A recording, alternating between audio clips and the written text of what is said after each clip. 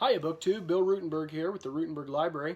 Come to you with another bookshelf tour. I wanted to continue going through the downstairs bookshelf where my fiction books are, my favorite fiction writers anyway.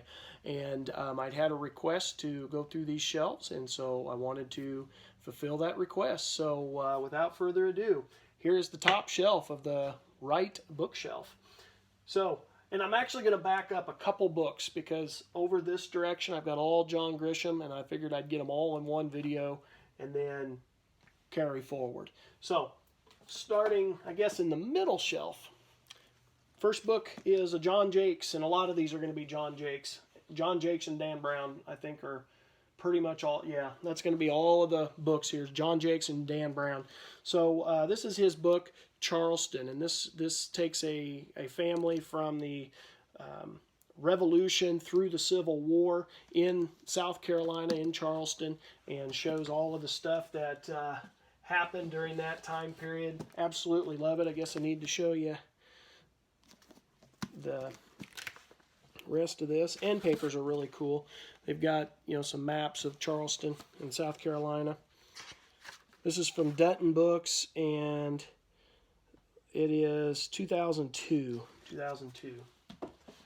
The next one, which I'm going to pick up sometime in the near future, I think, for just a quick read. This is his book on Secret Service. And again, another Civil War book. And talking about the beginnings of that Secret Service. Gets into a lot with Alan Pinkerton as one of the characters. This is a Dutton book, and it is the year 2000. Now the next three are from the North and South series.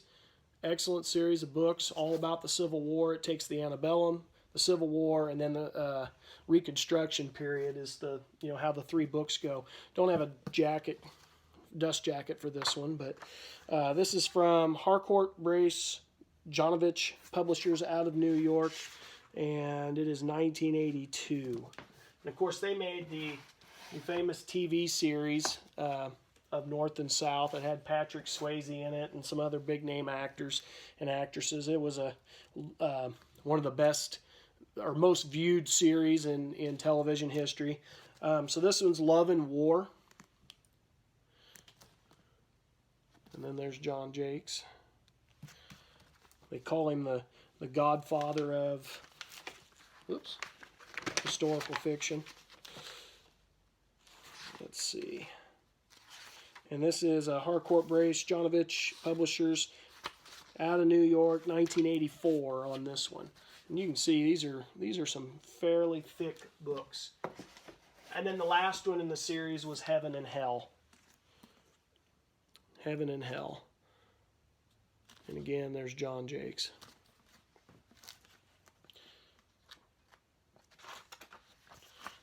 And again, Harcourt Brace Jonovich Publishers out of New York, and this one's 1987.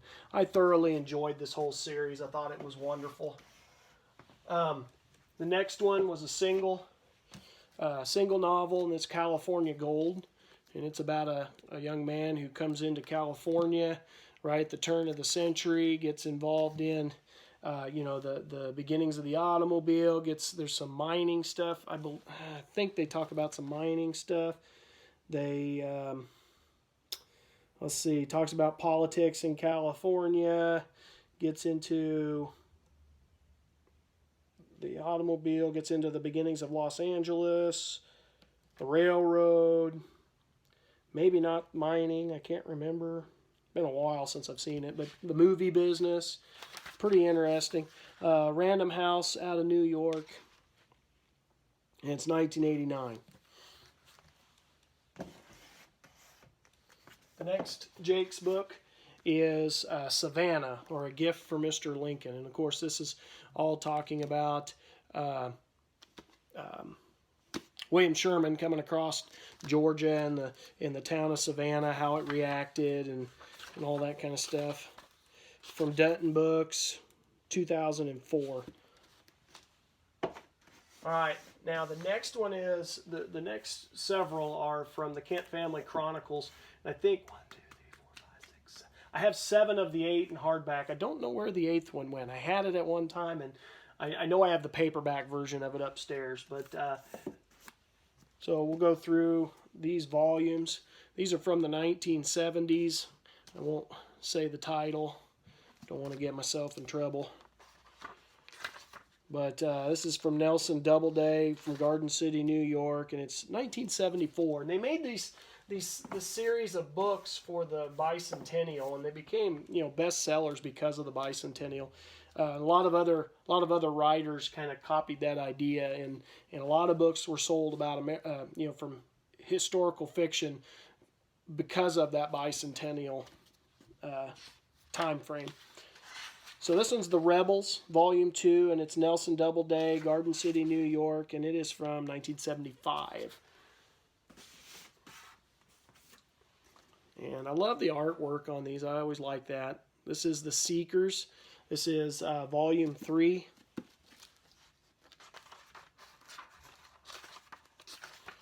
Nelson Doubleday, Garden City, New York, 1975. I believe, if I remember right, he had a couple different books on the bestseller list at the same time, and that was a really big deal. But here he is. Oh yeah, by the way, the series starts in it starts in the 1770s with the stuff with the Revolution, and he brings it through the all the way to like 1890, I think 1890. And so we get a full spectrum of American history in that time period. So this is Volume 4, The Furies. And is that Amanda Kent? Is that her name? Yeah, Amanda Kent. That's supposed to be Amanda Kent. She kind of carries the story at this point because the main character had passed away. Nelson Doubleday out of New York, or excuse me, Garden City, New York. And this is 1976. The next one is when we get into the Civil War. This is The Titans. It's Volume 5.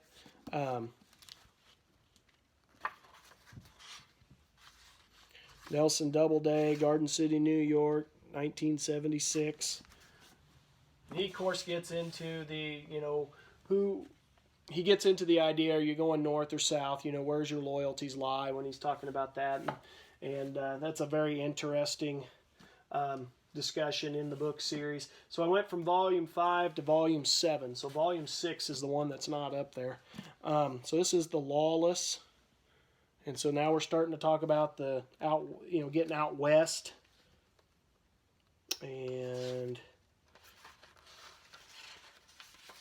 let's see, Nelson Doubleday. This one's 1978. And I was going to see if I had the one. Let's see. The one that I was missing up there is The Warriors. I don't have that one up there, but I have it upstairs. And then the last one in the series, probably the biggest, this is The Americans. This is Volume 8.